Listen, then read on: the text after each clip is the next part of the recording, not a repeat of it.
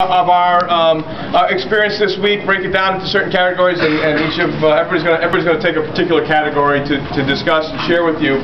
But I want to tell you, we had a great trip, and these guys here, you know, we went before we went on the trip. We had a meeting with the kids and said, listen, you're not going out there as teenagers on a missions trip.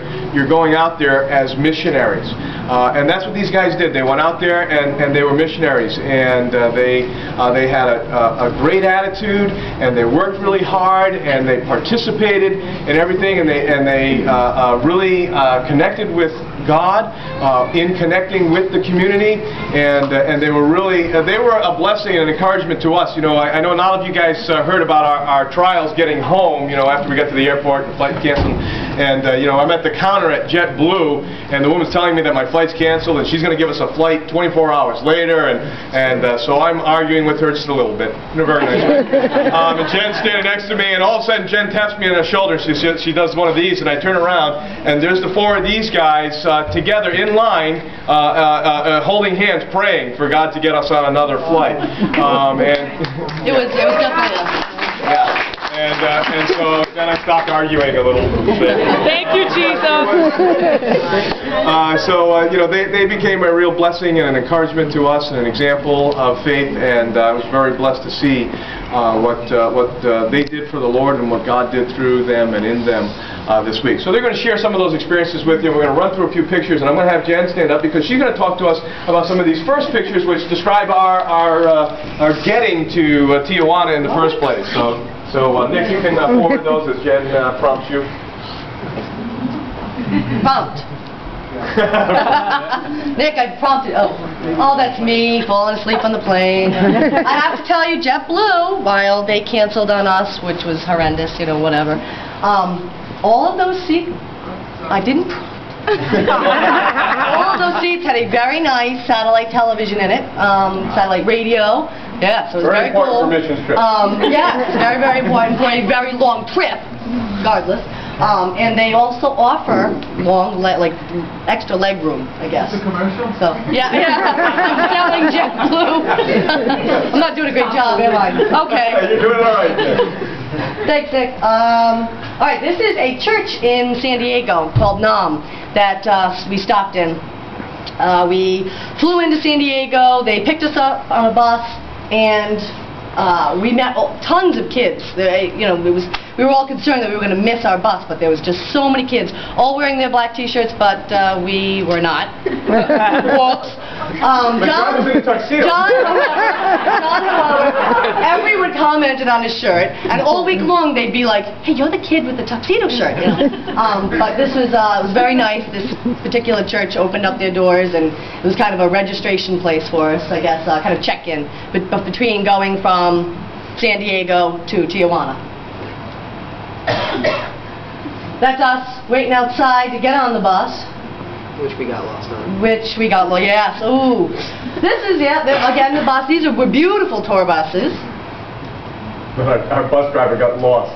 Right. As on our way, I guess it actually shouldn't have taken us all as long as it did, but however, our bus driver, which was a little disheartening. We were driving down, you know, after we got into Tijuana, and he had to keep stopping at these, like, you know, places, you know, some, you know, like a little car shop, you know, like a mechanic shop, side of the road. It looked like another place was like a vegetable stand, and he'd be like asking, and you know, we didn't know anything that he was saying. We were all very nervous. A couple of people started looking at each other like, oh man, scary. All right, so Jen, I'm going to let Samantha take over. She's going to talk about our daily routine. There's some of this stuff getting into the, you can talk about some of the pictures. And that's the name of the ranch. Describing the ranch, but you can tell us what our daily routine was, Samantha.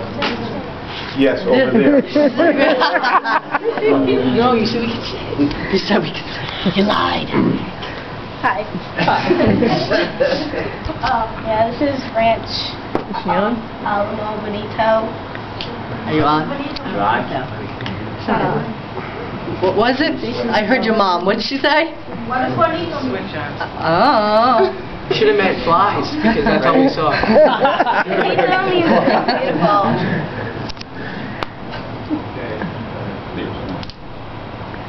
Thanks. Yeah. You can tell Nick to switch.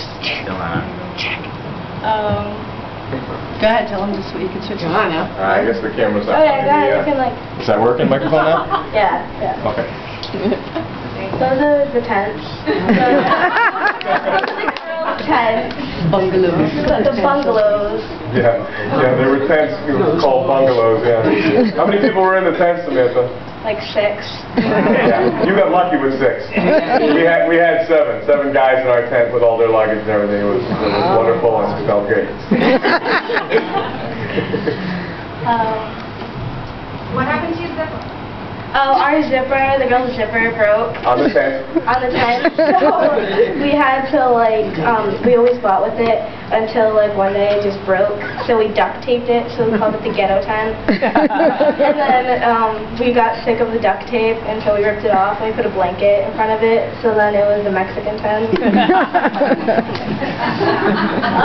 That was the first day we had to play games to get to know our group. And yeah. That's me attempting to be on Danielle's back. and Josh. Yeah, Josh actually on John's back. Yeah, you can see that. That's where we worship and we heard like the sermon. How many people were there, Sam? Like 800. A lot.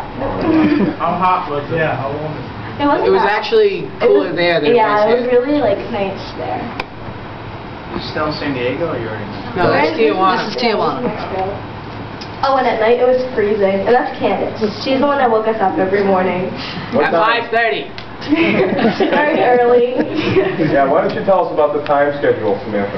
Okay, so 5:30 Candace would like come on on a speaker and she'd just start playing music and like talking and telling rhymes and stuff.